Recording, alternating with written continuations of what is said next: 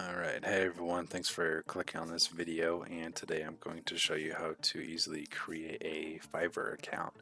So after you open up the browser of your choosing and navigate to fiverr.com, you will see this pop up right here. So you can either create an account with your Apple, Facebook, or a Gmail account, but for this video we're just going to use a regular email that I set up for this. And I have to enter that email.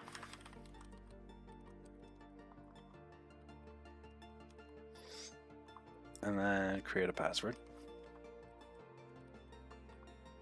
And then after you're done with that, hit continue. And then you could choose any username that you want. And then after you get that green check mark, just create my account. And that's going to send you a verification code to that email. So if you go to your email, don't make fun of my Yahoo one. We'll just wait for this email. I'll probably just skip ahead until the email pops up. And it has arrived, so just click on that, enter this code right here,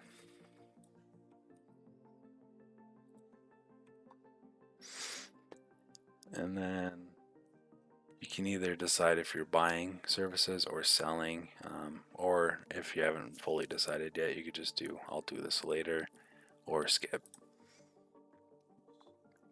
And then same thing with here. If you haven't fully decided and you just want to just browse around, you could just do skip again,